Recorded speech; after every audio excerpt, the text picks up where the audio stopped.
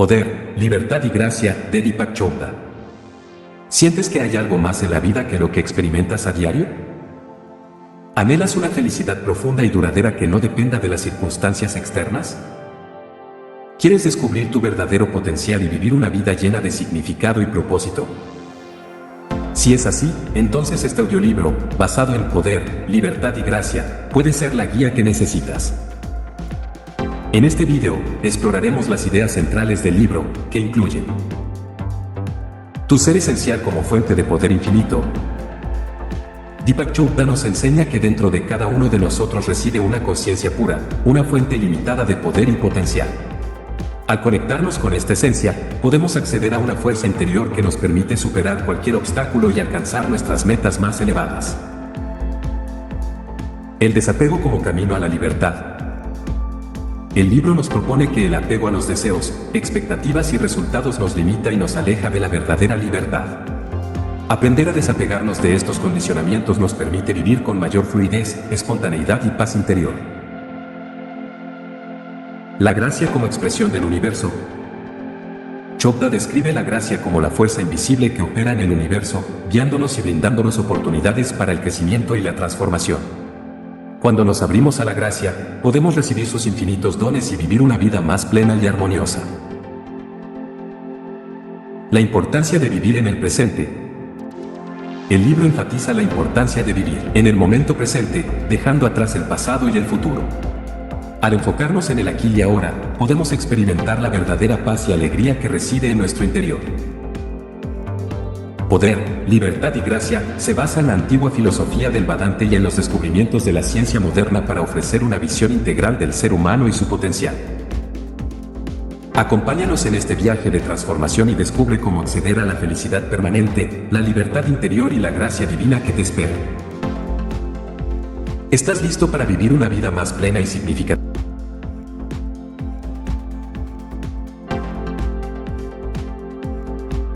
Poder, libertad y gracia. Encuentre la fuente de la felicidad para toda su vida. El instrumento y el intérprete no son el mismo. El instrumento es el cerebro. El intérprete es el ser infinito que se expresa con muchos trajes diferentes. Parte 1. El problema. No saber quiénes somos. Capítulo 1. ¿Qué deseo? Felicidad, sensación de placer, contento o alegría. Este libro le atrajo por una razón.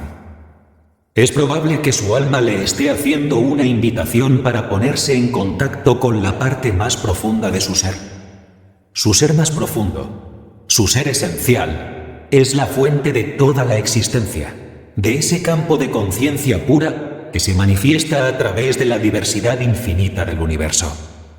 El poder, la libertad y la gracia son atributos de ese campo, como lo son también la felicidad, la alegría y la dicha. En el transcurso de mi carrera, he atendido a miles de personas afligidas por toda clase de problemas y dificultades en la vida. Comencé mi carrera como médico, y en un principio, la mayoría de mis pacientes presentaban alguna patología, como un cáncer o problemas del corazón. Un día, mientras atendía a un paciente enfermo del corazón, por alguna razón, le pregunté por qué deseaba mejorarse. Por la forma como me miró, seguramente pensó: ¿qué pregunta más ridícula es esa? ¿Acaso no todo el mundo desea mejorarse cuando está enfermo? Respondió. Sí, le dije, pero ¿usted por qué desea mejorarse? Si mejoro, podré regresar al trabajo y seguir produciendo más dinero, respondió. Por alguna extraña razón, insistí en inquirir por qué. ¿Por qué desea producir más dinero? Se mostró divertido y aceptó seguirme el juego diciendo: porque deseo enviar a mi hijo a una buena universidad. Entonces le pregunté por qué deseaba enviar a su hijo a una buena universidad. A lo cual respondió: deseo darle una buena educación a mi hijo para que sea un profesional exitoso. Yo insistí en preguntar: ¿Por qué? ¿Por qué? ¿Por qué? Al final me respondió: porque deseo ser feliz.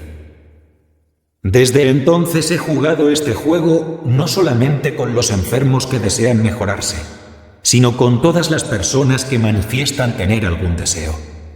Ensaye usted.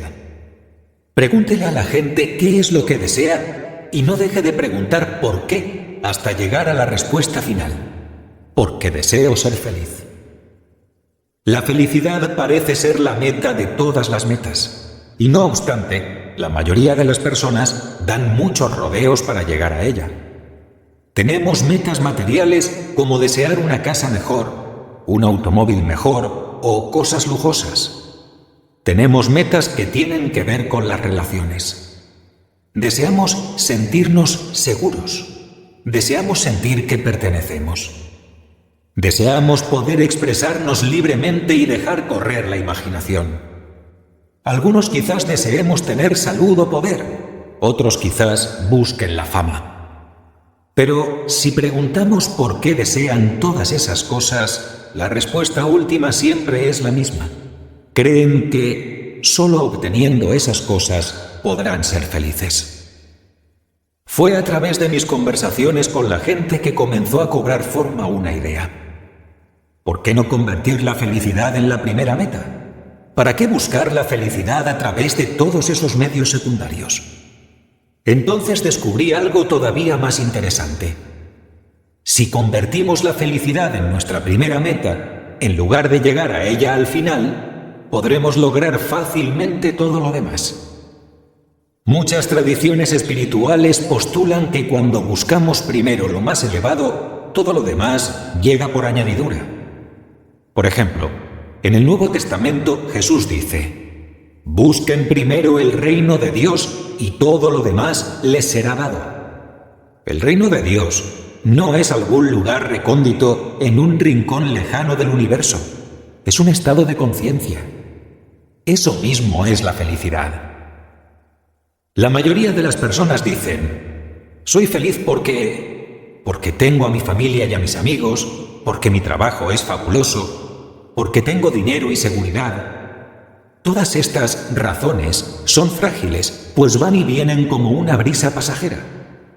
Y cuando la felicidad se muestra esquiva, buscamos el placer a través de conductas adictivas con la esperanza inconsciente de encontrar la dicha.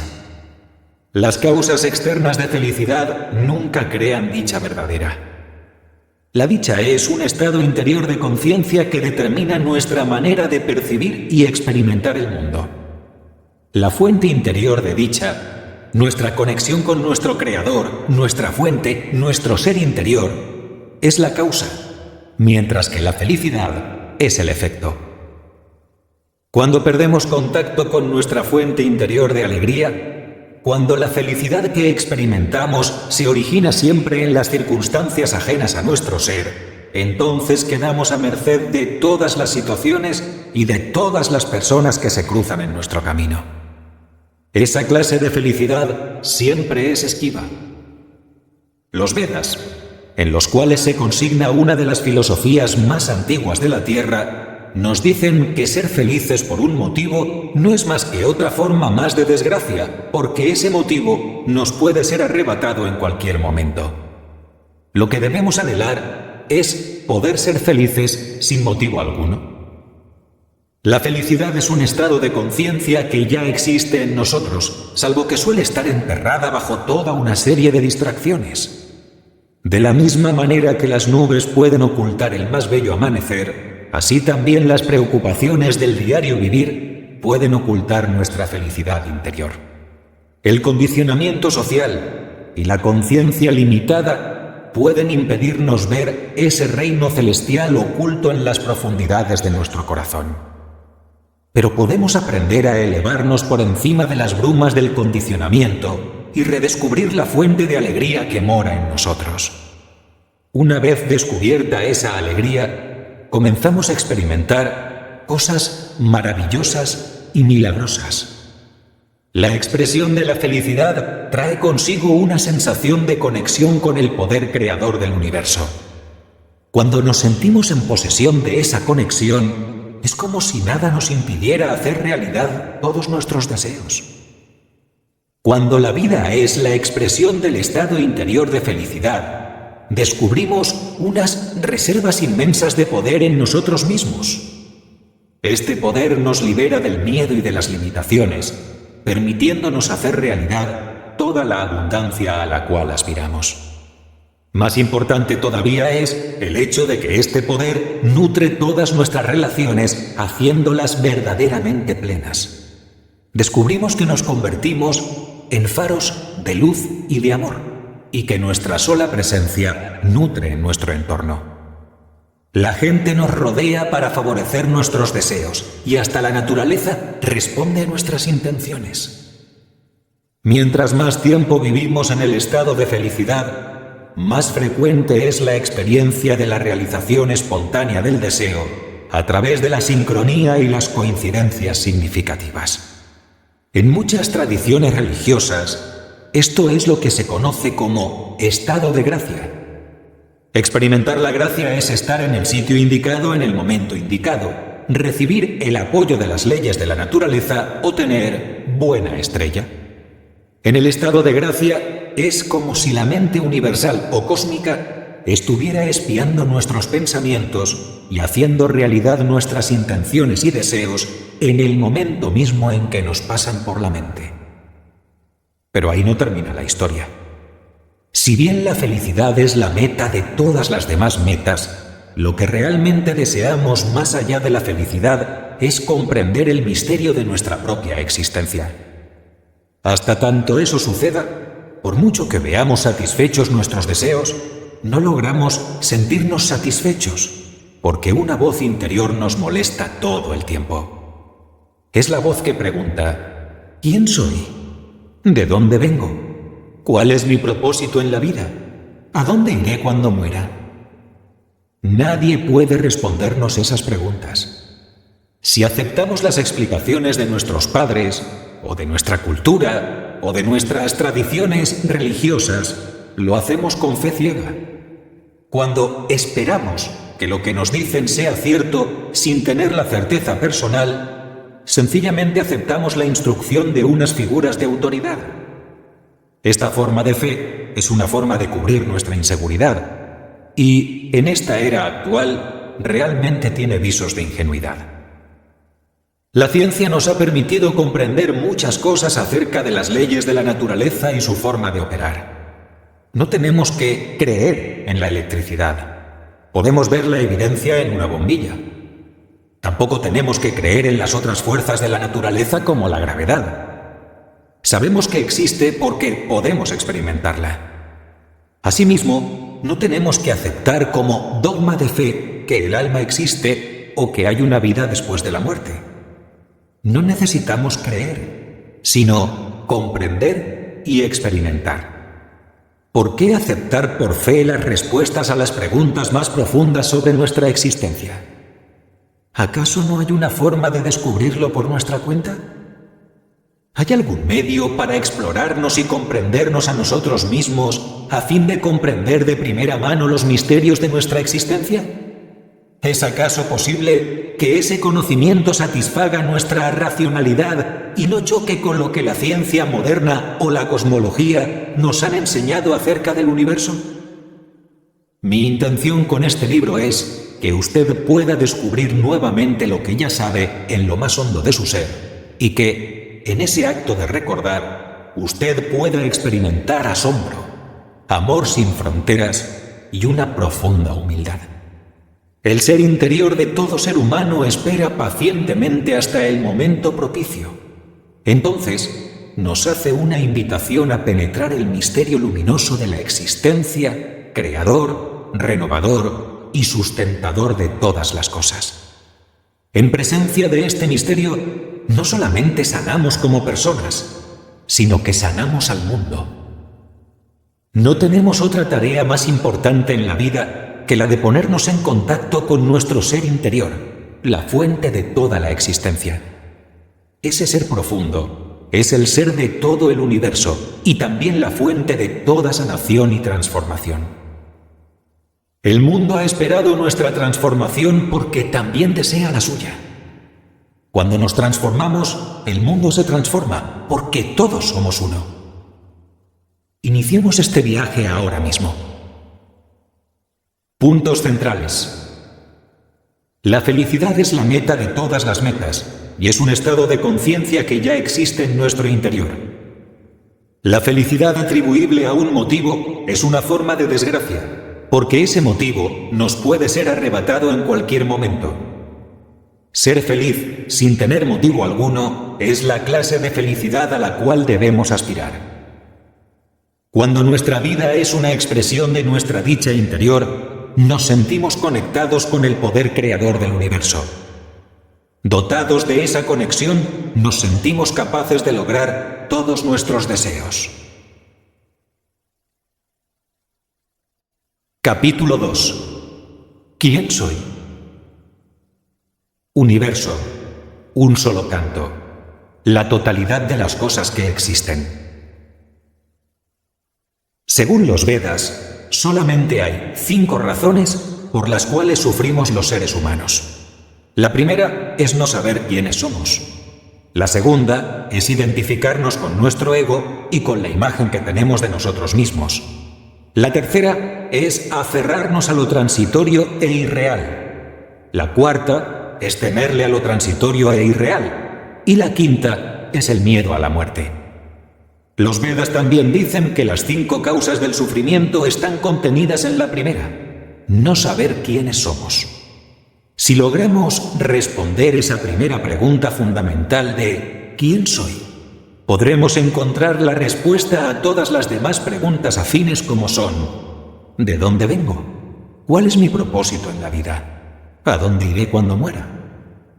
Ahora bien, si alguien le preguntara ¿quién es usted?, su respuesta probablemente sería: soy fulano de tal, soy estadounidense, japonés, o soy el presidente de tal compañía. Todas esas respuestas hacen alusión a su imagen o a un objeto ajeno a usted. Un nombre, un lugar, una circunstancia. Este proceso de identificarse con su imagen o con los objetos de su experiencia es lo que se denomina referencia al objeto. También podría identificarse con su cuerpo y decir: este es mi cuerpo. Yo soy este saco de carne y huesos.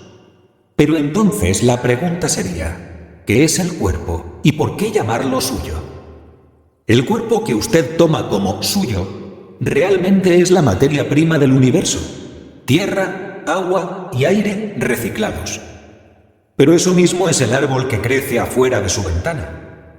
¿Por qué decir que el cuerpo es suyo cuando no dice lo mismo de las estrellas, la luna o el árbol que ve por su ventana? Por supuesto que siente su cuerpo más cercano, pero eso supone que usted sabe dónde está localizado ese yo soy que usted cree ser. Muchas personas sienten de alguna manera que el yo que consideran ser, la conciencia encapsulada dentro de la piel, se localiza en algún lugar de la cabeza. Otras personas piensan que está en algún punto detrás del plexo solar. Pero ningún experimento científico ha logrado encontrar todavía el asiento de la conciencia en algún punto del espacio o del tiempo. Tanto la ciencia médica como la cábala judía arrojan una luz interesante sobre esta incógnita. El centro de la conciencia es el centro de todo el espacio y el tiempo. Está simultáneamente en todas partes y en ninguna parte. Pero supongamos por un momento que su conciencia realmente está localizada donde usted se encuentra físicamente. Si este universo es infinito, y así lo aseguran los físicos, entonces el infinito se proyecta en todas las direcciones a partir del punto donde usted está. Usted está en el centro del universo, pero igualmente lo estoy yo, porque el infinito se extiende también en todas las direcciones a partir del punto donde me encuentro. El infinito también se extiende en todas las direcciones a partir del punto donde se encuentra una persona en China, un perro en Siberia y un árbol en África. La verdad es que estoy aquí, pero también estoy en todas partes porque el aquí es allá desde todos los demás puntos en el espacio. Usted está allá pero también está en todas partes, porque el allá está en todas partes o en ninguna parte concretamente. En otras palabras, la localización en el espacio es cuestión de percepción. Cuando decimos que la luna está cerca y el sol está lejos, es verdad solamente desde nuestro propio punto de vista. En realidad no hay arriba ni abajo, ni norte ni sur, ni oriente ni occidente, ni aquí ni allá.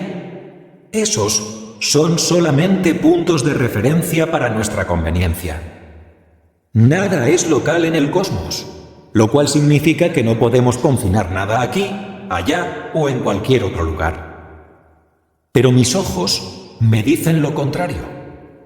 Estoy aquí y usted está allá, donde quiera que eso sea. Entonces quizás no deberíamos confiar mucho en nuestros sentidos. Mis ojos me dicen que la Tierra es plana, pero ya nadie cree eso. La experiencia sensorial me dice que los objetos que percibo son sólidos, pero eso tampoco es cierto. Sabemos que los objetos están hechos de átomos, los cuales a su vez constan de partículas que giran alrededor de enormes espacios vacíos. La experiencia del mundo material es una superstición que hemos desarrollado aprendiendo a confiar en nuestros sentidos. En realidad, el universo es un caos, un caldo de energía, el cual ingerimos a través de nuestros sentidos, convirtiéndolo en una realidad material en nuestra conciencia. Nuestros sentidos convierten la energía carente de masa en sonido y vibración, forma y solidez, textura y color, fragancia y sabor. Y la forma como interpretamos ese caldo de energía estructura nuestra realidad y crea la experiencia de nuestra percepción. La mayoría de las veces lo hacemos inconscientemente como resultado del condicionamiento social. Los filósofos hablan de la hipnosis del condicionamiento social. Cuando vivimos así hipnotizados, creemos en la superstición del materialismo. La superstición del materialismo depende de la experiencia sensorial como prueba crucial de su realidad. Según esa forma de ver el mundo, la realidad es lo que vemos con los ojos, lo que oímos con los oídos, lo que olemos con la nariz, lo que saboreamos con la boca o lo que tocamos con las manos. Si no hay energía o información disponible para los sentidos, pensamos que no existe. Y el intelecto, con su sistema lógico estructurado lingüísticamente, contribuye a justificar esta percepción errada de la realidad. La experiencia sensorial es totalmente ilusoria.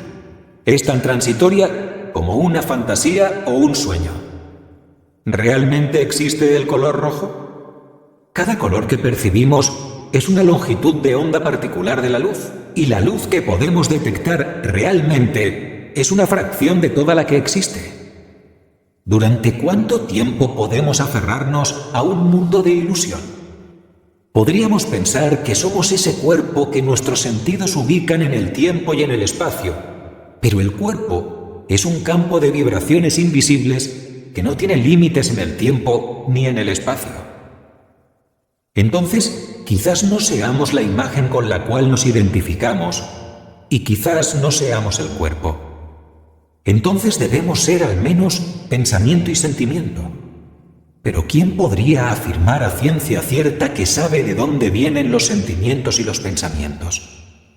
¿De dónde vienen y dónde se desvanecen? Si no es posible reclamar exclusividad sobre los objetos de nuestra experiencia, nuestro cuerpo o nuestros pensamientos y sentimientos, entonces, ¿qué podemos reclamar como propio? Y es aquí donde el conocimiento de los Vedas nos salva. Si reemplazamos la palabra exclusividad por inclusividad, entonces no solamente somos esos objetos, ni solamente somos este cuerpo, ni somos solamente esos pensamientos y sentimientos. Somos todas las cosas, todos los cuerpos, todos los pensamientos y sentimientos. Somos un campo de posibilidades infinitas.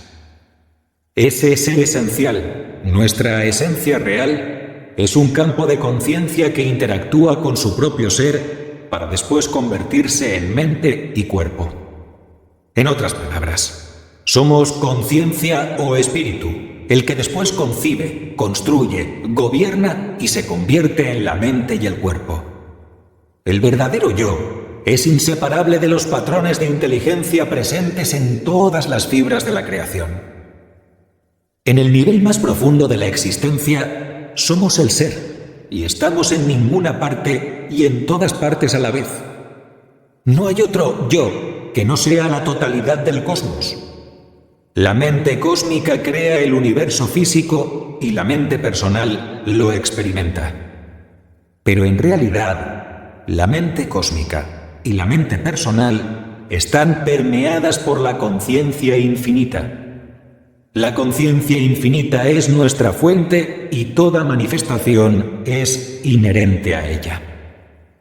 La conciencia infinita, al observarse a sí misma, crea la noción del observador o el alma, el proceso de observación o la mente y el objeto de la observación, o sea, el cuerpo y el mundo. El observador y el observado crean relaciones recíprocas, o sea, el espacio. El movimiento de esas relaciones da lugar a sucesos, o sea, el tiempo. Pero ellos no son otra cosa que la conciencia infinita misma. En otras palabras, somos conciencia infinita con un punto de vista localizado.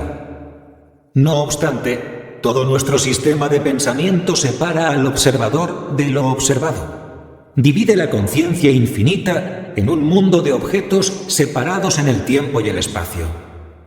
El intelecto nos aprisiona en una jaula de imágenes ficticias, una red asfixiante de espacio, tiempo y causalidad. Como consecuencia de ello, perdemos contacto con la verdadera naturaleza de nuestra realidad, la cual es poderosa, ilimitada, inmortal y libre. Todos somos prisioneros del intelecto. Expresado en una frase sencilla, el error del intelecto es el siguiente: confunde la imagen de la realidad con la realidad misma. Comprime el alma dentro del volumen de un cuerpo, dentro del lapso de una existencia, lanzando el hechizo de la mortalidad. La imagen del ser oculta al ser infinito y nos hace sentir desconectados de la conciencia infinita, de nuestra fuente. Así nacen el temor, el sufrimiento y todos los problemas de la humanidad, desde los temores menores hasta las grandes catástrofes como la guerra, el terrorismo y todos los demás actos de degradación humana. Para quien está atrapado en la prisión del intelecto, todo es sufrimiento. Sin embargo, la causa de ese sufrimiento se puede evitar. El hecho de desconocer nuestra verdadera naturaleza hace que el ser interior quede en las sombras. Pero cuando se destruye la ignorancia, la naturaleza poderosa e ilimitada del ser interior nos es revelada.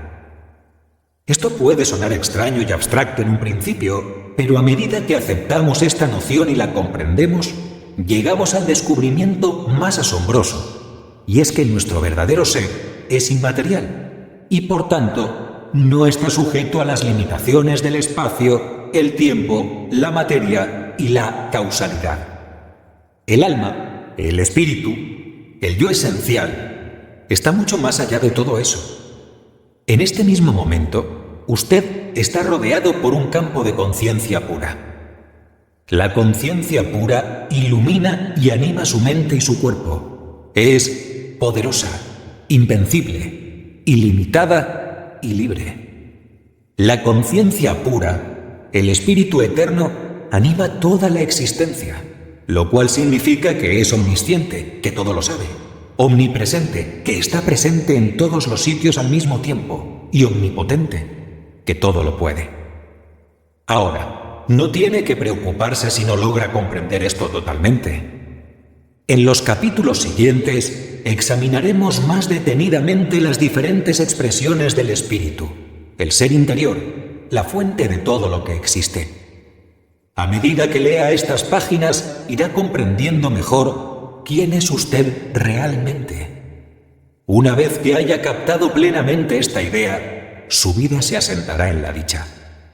No solamente tendrá el poder para hacer realidad todos sus deseos, sino que también gozará de gracia y de libertad verdadera. Esto significa que nunca experimentará temor, ni siquiera el temor de la muerte. Puntos centrales. Usted es un campo de conciencia.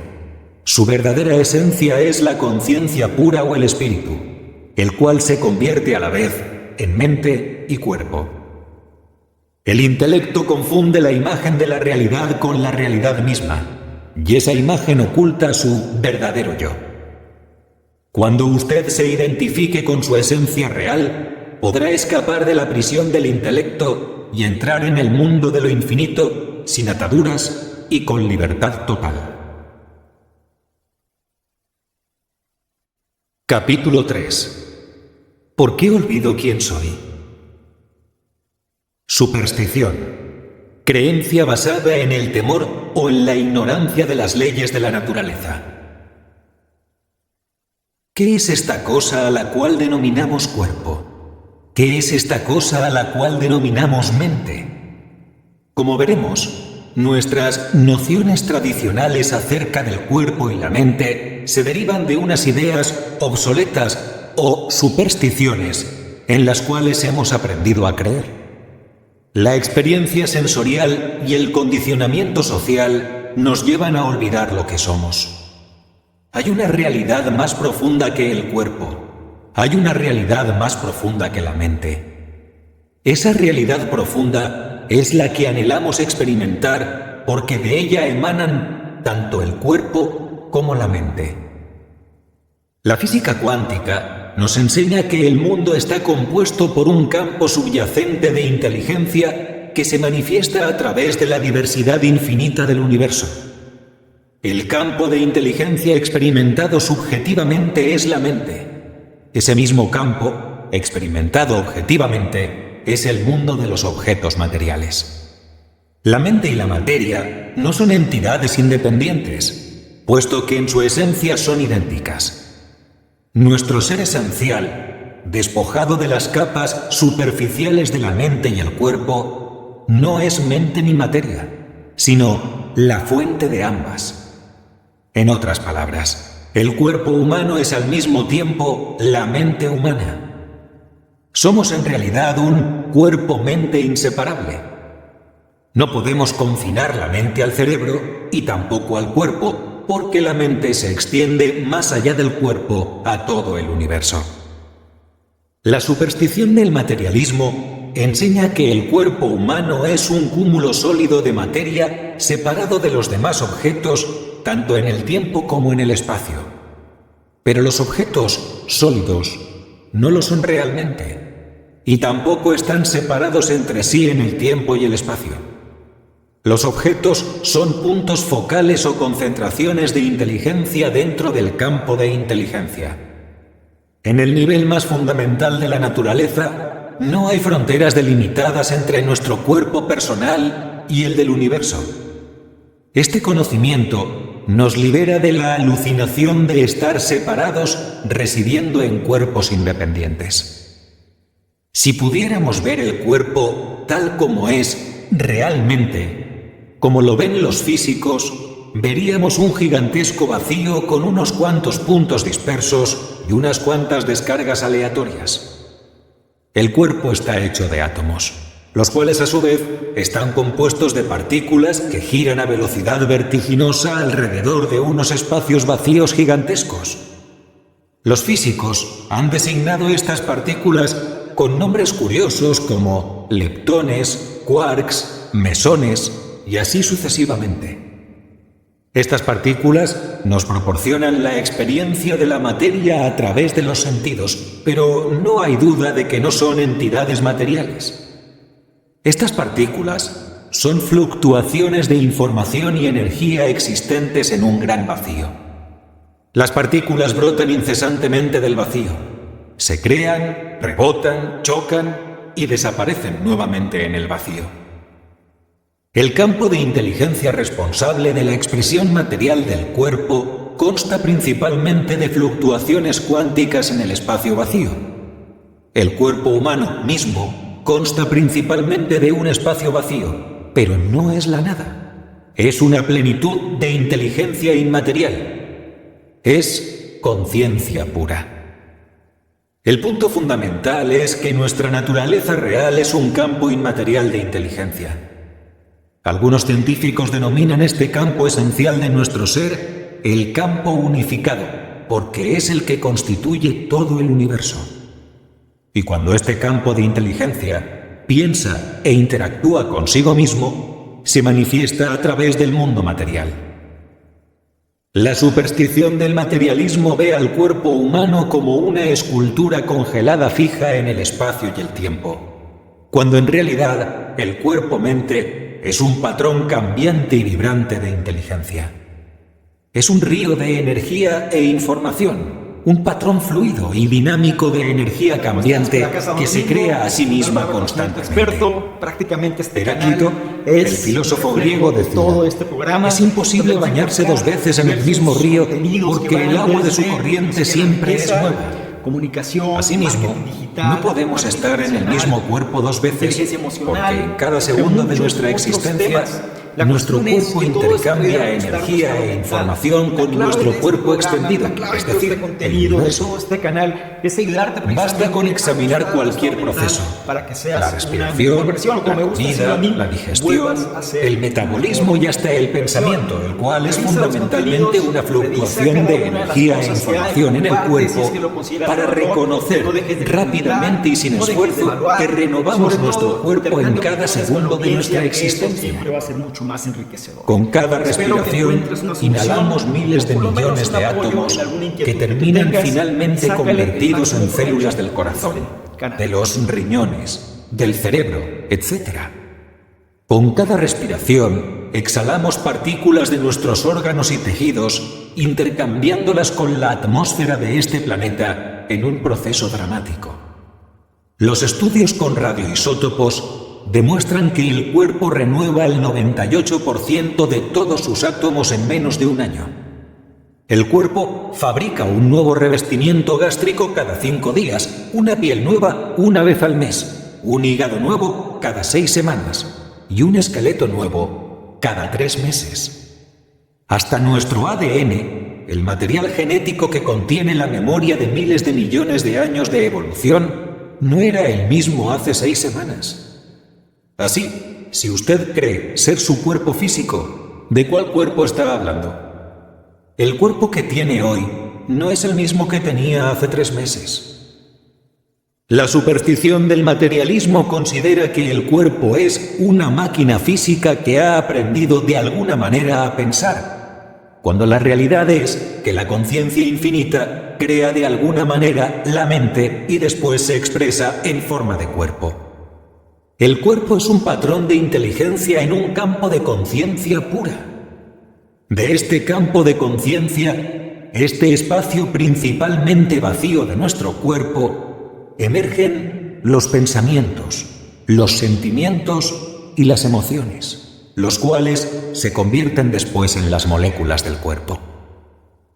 El pensamiento, en un nivel primordial, es un impulso de energía e información proveniente del campo de la conciencia pura. El pensamiento es ese impulso leve que experimentamos todo el tiempo en nuestra conciencia y que nos motiva a beber agua o a caminar de aquí para allá. Pero no es solamente un pensamiento, es una sensación, un deseo, un instinto, un impulso, una noción, una idea. A ese nivel de la existencia, cuando pensamos, fabricamos moléculas, y la investigación científica ha demostrado lo cierto que es esto. Cuando tenemos un pensamiento o una sensación, nuestro cerebro fabrica una serie de agentes químicos conocidos como neuropéptidos. Neuro porque se identificaron primero en el cerebro, y péptidos porque son moléculas tipo proteínas. Es así como las células cerebrales se comunican entre sí, no en español, sino en el lenguaje de los mensajeros químicos del espacio interior. Los científicos nos dicen que en la superficie de las células cerebrales hay unos receptores para esos mensajeros químicos, y cuando una célula cerebral desea comunicarse con otra de su tipo, fabrica unos neuropéptidos que se adhieren a los sitios receptores de las otras células cerebrales. Por tanto, pensar equivale a practicar química cerebral. Pero cuando los científicos estudian otras partes del cuerpo, encuentran allí también receptores para estos mensajeros químicos equivalentes al pensamiento. Esos receptores están no solamente en las células cerebrales, sino en las del estómago, el corazón, el colon, el riñón y demás. Las células gástricas, las células cardíacas y otras células generan las mismas sustancias químicas que el cerebro fabrica cuando piensa. Por tanto, tenemos un cuerpo pensante. No podemos aprisionar a la mente dentro del cerebro. La mente está en todas y cada una de las células del cuerpo. Cuando decimos, mi corazón está triste, o siento que reviento de alegría, es la verdad, porque eso es precisamente lo que sucede a nivel químico de la célula, es decir, en el nivel más fundamental. O cuando decimos, siento una corazonada, no es una metáfora. La frase es literal porque el corazón fabrica exactamente las mismas sustancias químicas que el cerebro fabrica cuando piensa. En efecto, la corazonada puede ser más precisa que el intelecto porque quizás las células del corazón no hayan evolucionado aún hasta el punto de dudar de sí mismas. Cuando nos sentimos tranquilos, nuestro cuerpo está fabricando un tranquilizante semejante a los que fabrican las compañías farmacéuticas, pero sin el efecto del embotamiento. Cuando nos sentimos preocupados, nuestro cuerpo está fabricando unas moléculas igualmente inquietas, y no solamente en las glándulas suprarrenales, sino en todo el cuerpo. Cuando nos sentimos exultantes, nuestro cuerpo está fabricando inmunomoduladores que actúan como fármacos potentes en contra del cáncer. Las células de nuestro sistema inmune, las cuales nos protegen contra el cáncer, las infecciones y las enfermedades degenerativas, también tienen receptores para los mensajeros químicos que constituyen el material equivalente al pensamiento. El sistema inmune es un sistema nervioso circulante, es inteligente y recorre constantemente el cuerpo. Por tanto, no podemos tener un pensamiento, una sensación o un deseo sin que nuestro sistema inmune se entere. Las células del sistema inmune espían permanentemente nuestro diálogo interno.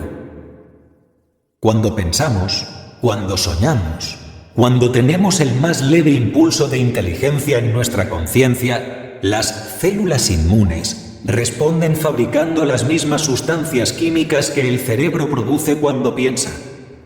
Las células del sistema inmune son unos seres minúsculos conscientes poseedores de sus propias nociones, su propia inteligencia y sus propias emociones.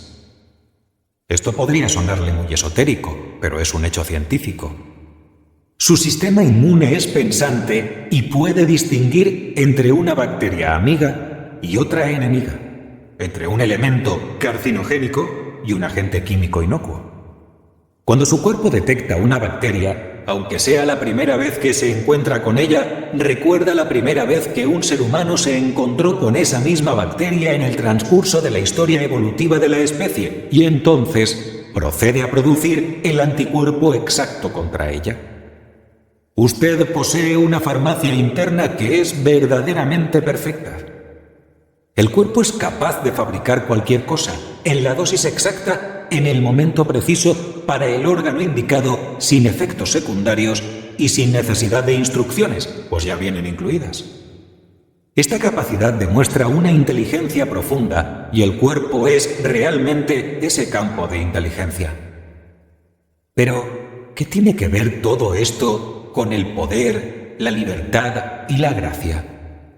Si realmente comprendiera que usted es el mismo campo de inteligencia a partir del cual emanan el cuerpo, la mente y todo el cosmos, si pudiera reconocerlo a nivel intelectual y de la experiencia, entonces, ¿por qué no podría tener el poder de manifestar las cosas? ¿Por qué no podría tener la libertad de la conciencia ilimitada? ¿Cómo podría no vivir en la gracia? Si realmente pudiera comprender quién es usted, ¿cuál aspecto de la conciencia pura no estaría a su disposición? Usted sabría que es a la vez el observador y el observado, el danzante y la danza, el deseo y la realización. Sabría que es un campo de potencialidad pura con el poder para crear. Hay un antiguo proverbio indio que dice: al replegarme en mí mismo, creo una y otra vez. Creo la mente, creo el cuerpo, creo las percepciones, creo el universo. Creo todas esas cosas a las cuales denomino realidad. Cuando reconocemos que nuestro cuerpo-mente es un campo de conciencia pura, ya no tenemos necesidad de aferrarnos a lo transitorio e irreal. Tampoco retrocedemos asustados ante esa realidad. Nos sentimos libres como hojas al viento, tan libres como el viento mismo. Y no hay nada tan valioso como la libertad de la conciencia pura e ilimitada. Esa libertad, esa liberación, es la iluminación. Los Vedas afirman: conoce aquello que al conocerse permite conocer todo lo demás. Las limitaciones del mundo desaparecen para quien conoce el ser. Puntos centrales. Olvidamos quiénes somos porque la sociedad nos ha condicionado para que confiemos en nuestros sentidos y creamos en la superstición del materialismo.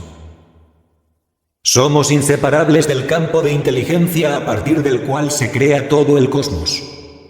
Ese conocimiento nos libera de la alucinación de tener un yo separado que vive en un cuerpo separado de todo. Cuando nos damos cuenta de que nuestro cuerpo-mente es un campo de conciencia pura, reconocemos poseer el poder, la libertad y la gracia.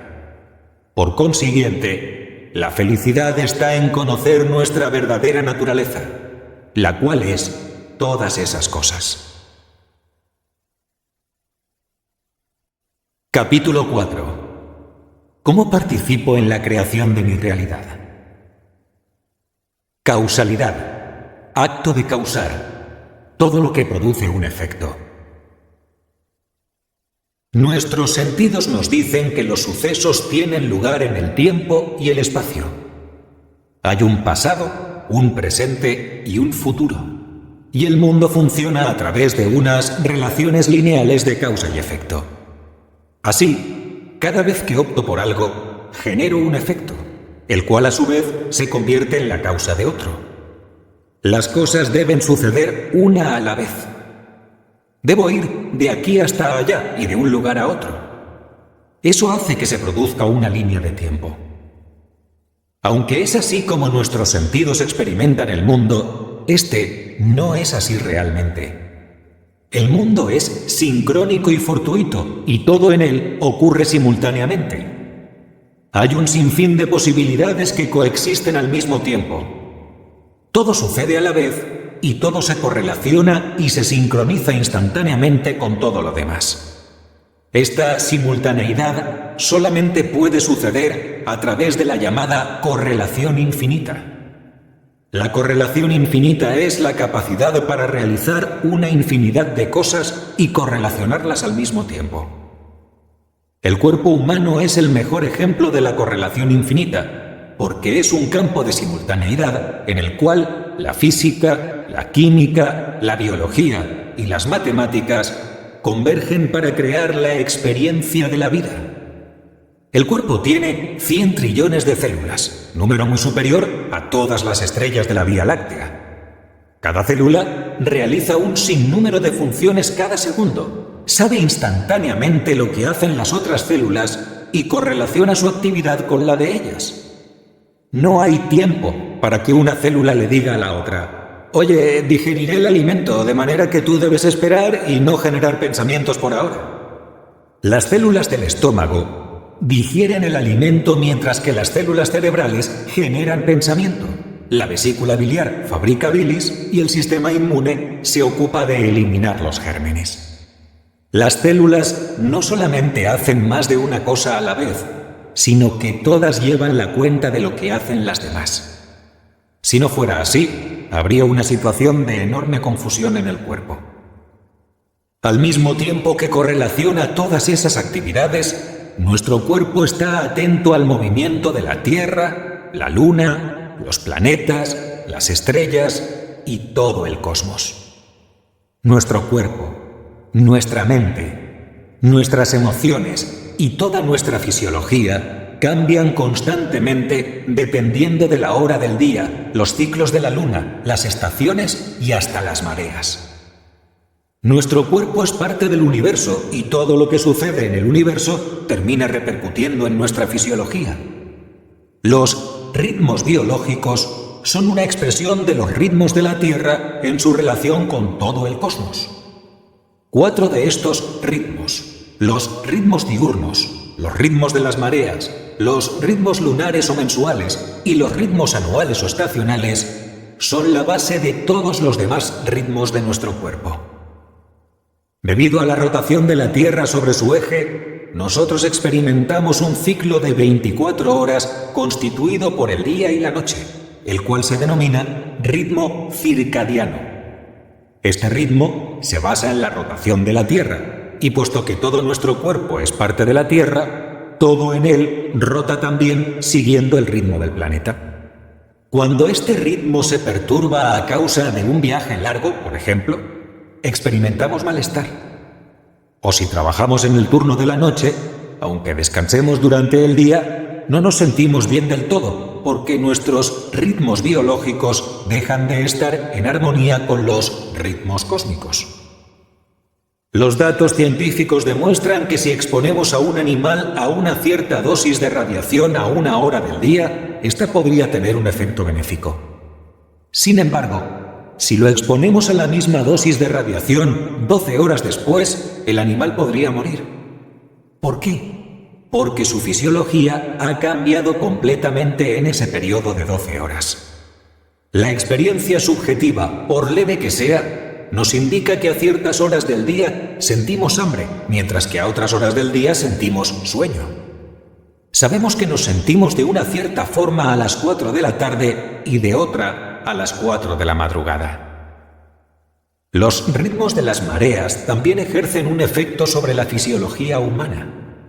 Esos ritmos son el producto del efecto gravitacional que ejercen el Sol, la Luna y las estrellas de las galaxias lejanas sobre los océanos del planeta Tierra. En nuestro interior tenemos un océano semejante a los océanos del planeta. Más del 60% de nuestro cuerpo es agua, y más del 60% del planeta es agua. Por tanto, en nosotros operan una marea alta y una marea baja, haciendo que las mareas suban y bajen en nuestra fisiología. Cuando nos sentimos alterados, nuestro cuerpo está en desarmonía con el cuerpo del universo. Pasar tiempo cerca del mar o en la naturaleza en general nos ayuda a sincronizar nuestros ritmos con los de ella.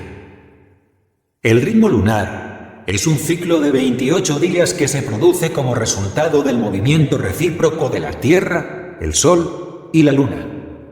Este ritmo se hace evidente a través de las fases de la Luna.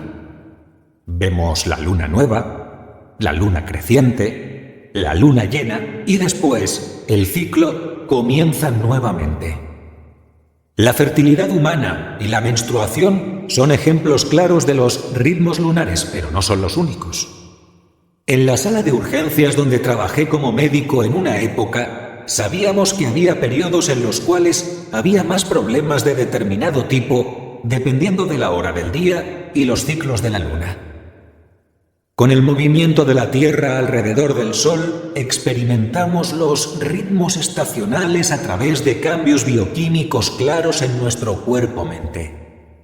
Así, somos más susceptibles de enamorarnos en la primavera o de deprimirnos durante el invierno. Hay una condición denominada trastorno afectivo estacional en la cual el paciente se deprime en invierno, pero mejora cuando se expone a la luz solar.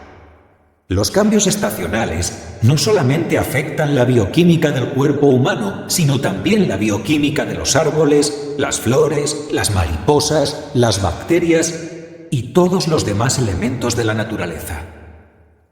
La Tierra se inclina sobre su eje en primavera y las plantas florecen. Los topos salen de la tierra, las aves migran, los peces regresan a sus sitios de desove y se inician los rituales de apareamiento.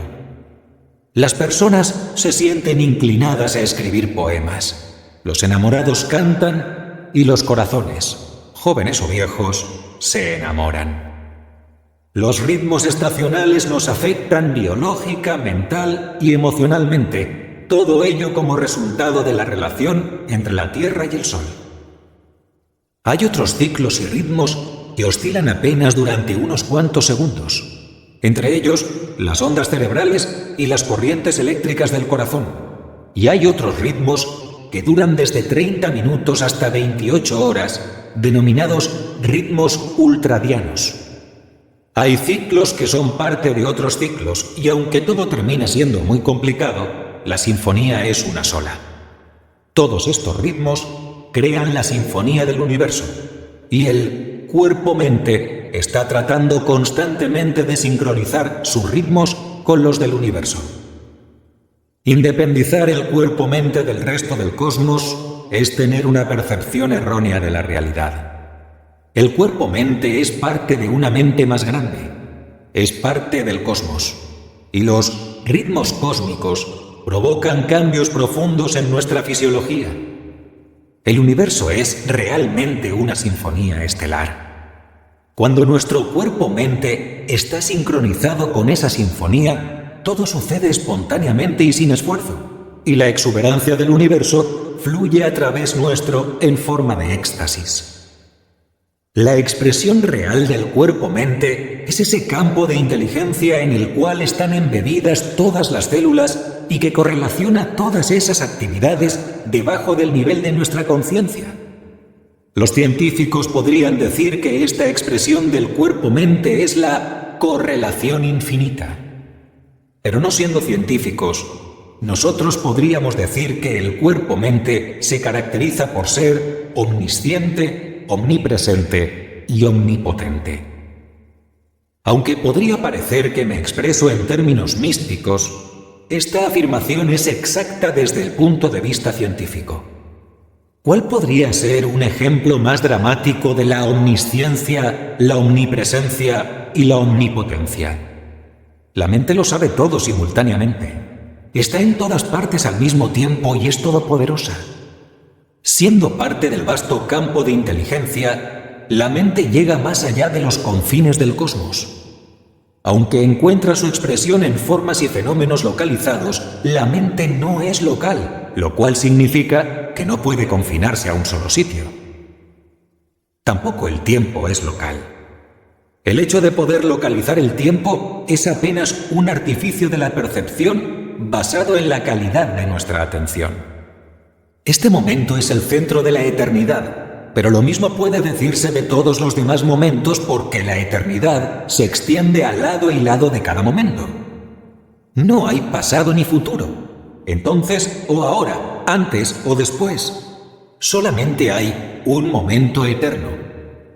Toda experiencia se experimenta en la conciencia del momento presente, en el aquí y el ahora, y en ninguna otra parte.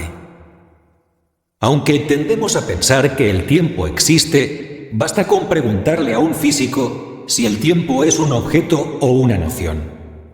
¿Realmente existe el tiempo o es apenas un concepto para explicar la experiencia del cambio en nuestro entorno? Un físico cuántico dijo una vez que no se ha hecho experimento alguno que demuestre la existencia del tiempo. El tiempo no es una cosa, el tiempo es una idea.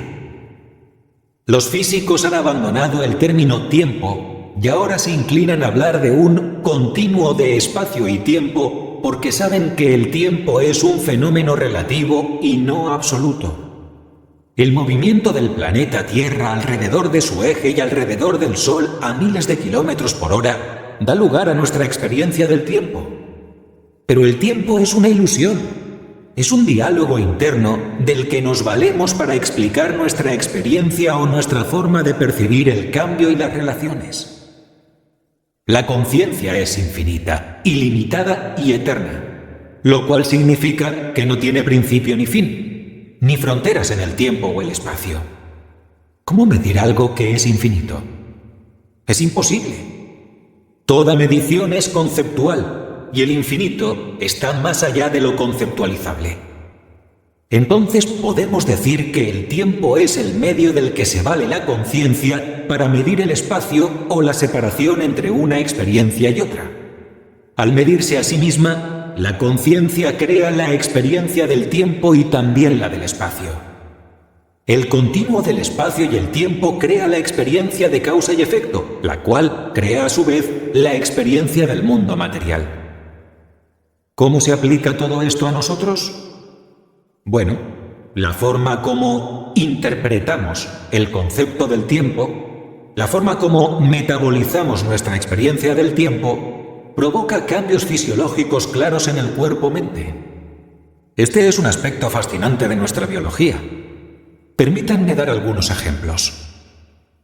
El ritmo circadiano, el cual controla los ciclos de sueño y reposo, apetito y eliminación, se perturba fácilmente cuando en un viaje atravesamos varias zonas horarias. Sin embargo, una vez cuando volaba de Boston a Londres, coincidí con un viejo amigo. Lo pasamos tan bien conversando que el tiempo pasó volando. Aunque fue un vuelo de 6 o 7 horas, a nosotros nos pareció que habíamos llegado en un santiamén. Olvidamos dormir, olvidamos comer, olvidamos levantarnos al baño. Cuando llegamos a Londres, ni siquiera sentimos el efecto del cambio de horario. ¿Qué nos sucedió? Bueno, esa noción sutil de que el tiempo había pasado volando hizo que el cambio de zona horaria no afectara nuestra biología. Hay muchos experimentos que han demostrado que nuestra forma de interpretar el tiempo influye sobre nuestra biología. Por ejemplo, ¿qué significa para usted la palabra lunes? Hay un hecho sorprendente, y es que en nuestra cultura se producen más muertes los días lunes a las 9 de la mañana que en ningún otro momento de la semana. Esa es una hazaña desconcertante por la cual solo los seres humanos pueden llevarse el crédito. Al parecer, no hay otro animal que conozca la diferencia entre el lunes y el martes. ¿Y cuál es la diferencia?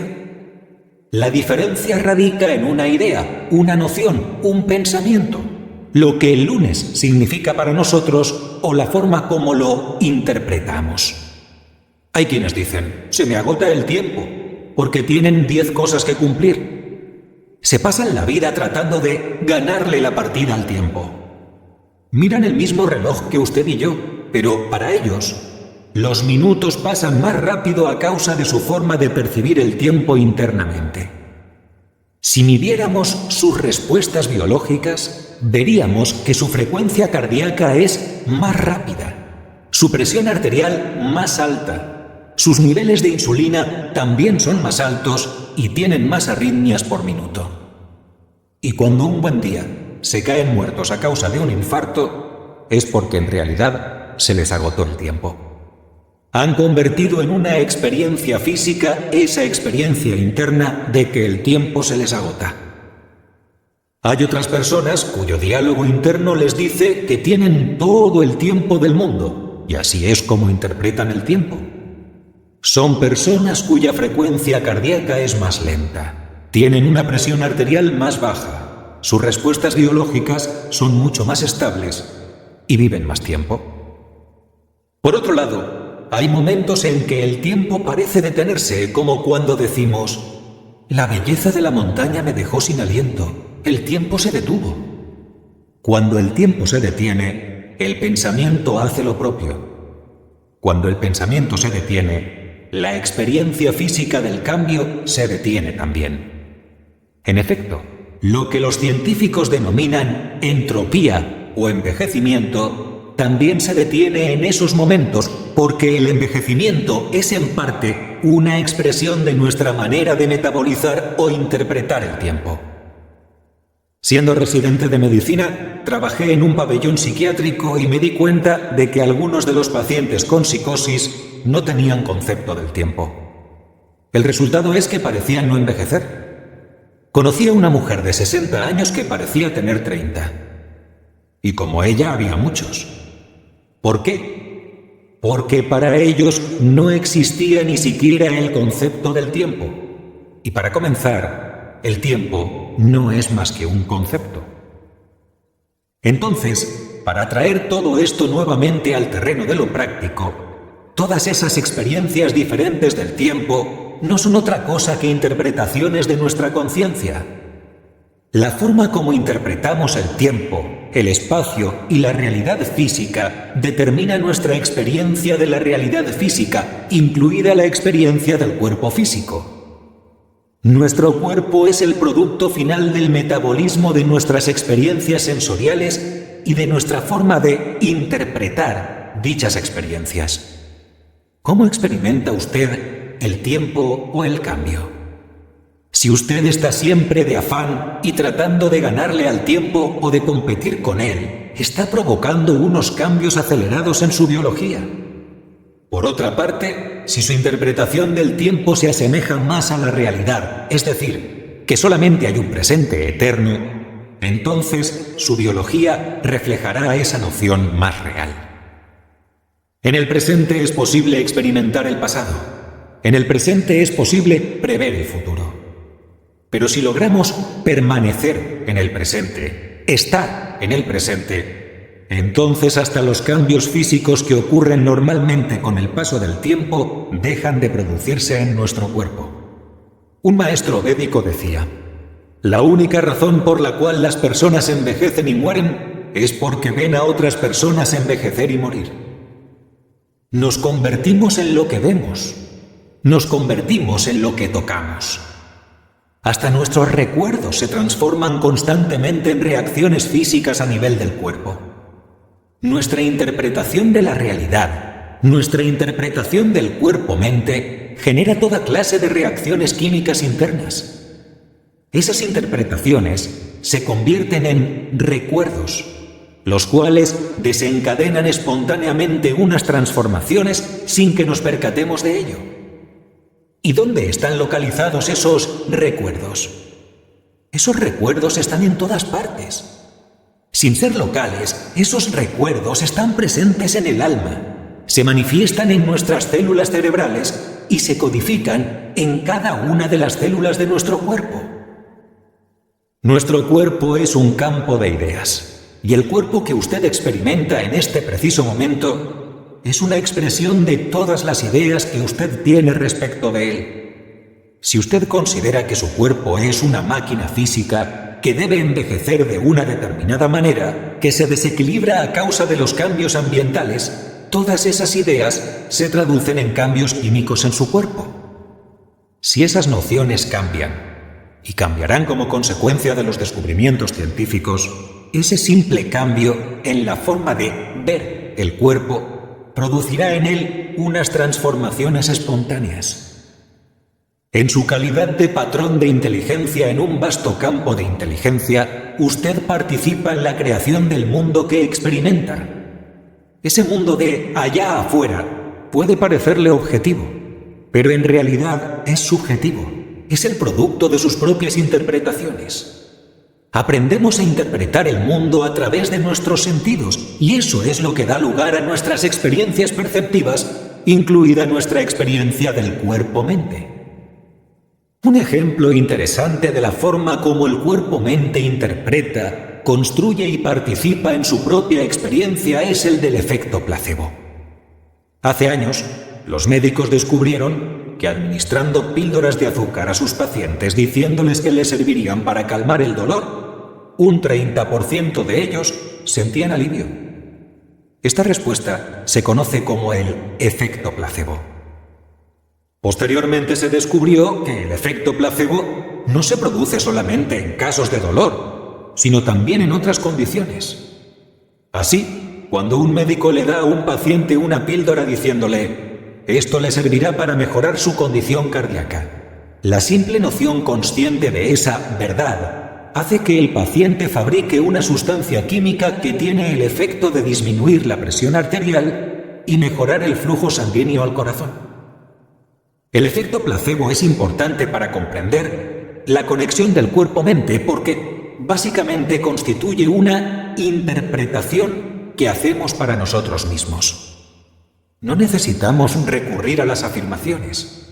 Basta con tener la simple noción de que esto aliviará mi dolor para que el cuerpo-mente lo haga realidad, produciendo esas sustancias químicas poderosas. Ahora bien, lo contrario del efecto placebo es el efecto nocebo.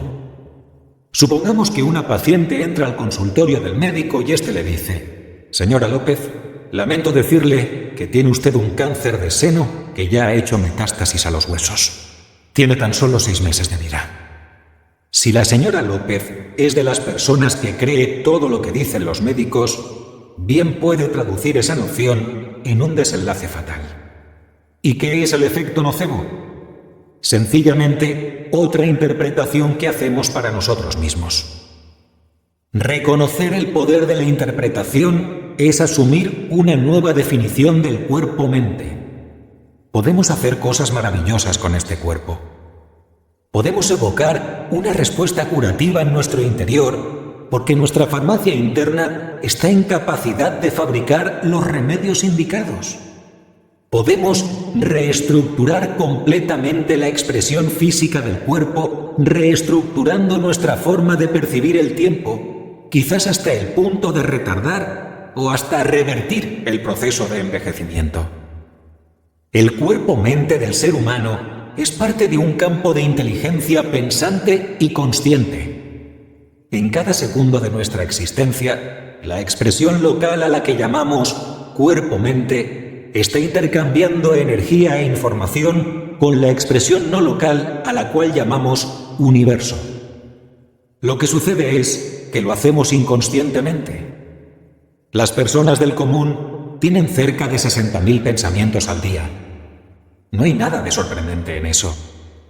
Lo que desconcierta un tanto es que el 95% de los pensamientos que tenemos hoy son los mismos que tuvimos ayer. Todos los días creamos inconscientemente los mismos patrones de energía que dan lugar a la misma expresión física del cuerpo.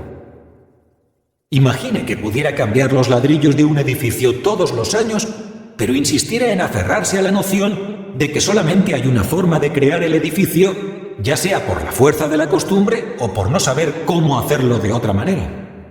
Por tanto, año tras año pondría los ladrillos en el mismo lugar, obteniendo exactamente el mismo edificio.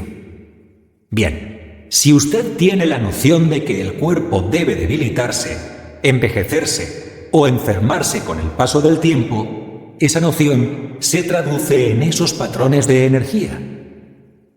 Todas las interpretaciones que hacemos en cada momento tienen un efecto sobre los patrones de energía de nuestro cuerpo.